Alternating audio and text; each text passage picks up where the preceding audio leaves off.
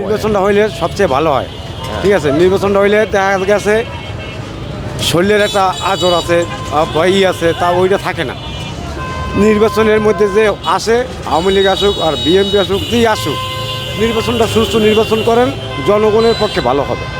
জনগণ শান্তিতে থাকবে, শান্তিতে খাবে। ঠিক আছে, তাই আমরা চাই আপনারা নির্বাচন দেন, সুস্থ নির্বাচন দেন, যেই আসুক, যে দলই আসুক, কোনো সমস্যা নেই।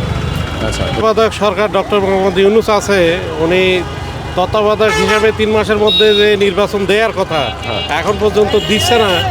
ঘটনা হচ্ছে যে দেশের পরিস্থিতি এখনও মানে ভালো না আর কি, না কারণে উনি দিচ্ছে না। দেশ আগে উনি দেশের অবকাঠামো ঠিক করবে, তারপর নির্বাচন দিবে। হ্যাঁ, এই কারণে তবে উনি দ্রুত যেন নির্বাচন দেয়। হ্যাঁ, নির্বাচন দিলে দেশে শান্তি ফিরে আসবে, দেশের মানুষ ভালো থাকবে এবং দেশ এখন বর্তমান অস্থিতিশীল পরিবেশে আছে।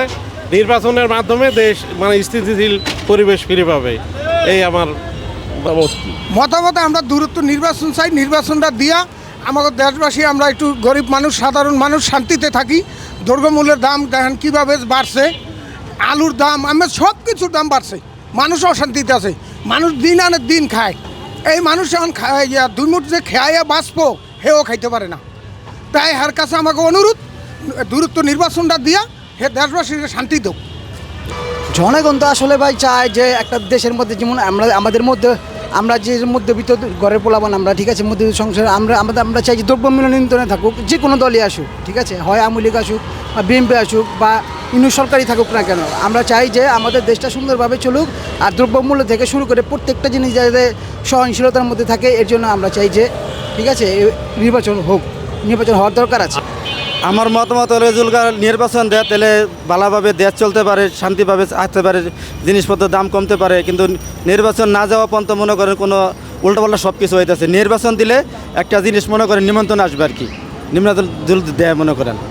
এমনি তো কোনো কিছু বোঝা যেতেছে না, সব করে দাম। এই দেখেন আলুর কেজি মনে করেন 80 টাকা কেজি, সব কিছু দামই তো বাড়তি। কিন্তু উনি তো আসার পরে তো মনে করেন কোনো কিছু হইল না, তো আরও তো দাম বেড়ে চলছে। কিন্তু এভাবে হইলে তো মনে করেন সাধারণ মানুষ যে আমরা যে মনে করেন খাইটা খাই, মানে আঙ্গুর তো চলতে বিচতে কষ্ট হয়ে যায়। নির্বাচনে তো আমরা চাচ্ছি যে নির্বাচন খুব ভালো। নির্বাচন না হলে তো দেশের অবস্থা ভালো হচ্ছে না। দ্বিতীয় কথা হচ্ছিল দেশের যে পরিস্থিতি, অর্থনৈতিক অবস্থা অনেক খারাপ। আমরা তো সাধারণ ব্যবসায়ী যারা আছি, আমরা ব্যবসায়ীর জন্য ভালো না, আমরা অনেক খারাপ অবস্থা আছি, কিন্তু অর্থনৈতিক অবস্থা অনেক খারাপ। দ্বিতীয় হলে আমরা চাচ্ছি যে এই মুহূর্তে একটা ভালো দল দেখে নির্বাচন দেওয়া উচিত।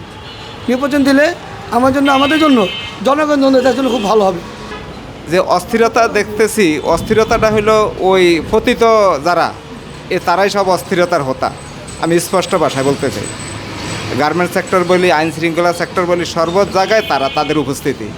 তো সরকারকে আমার অনুরোধ, তাদেরকে শক্ত হাতে দমন করে সামনে এগিয়ে যাও।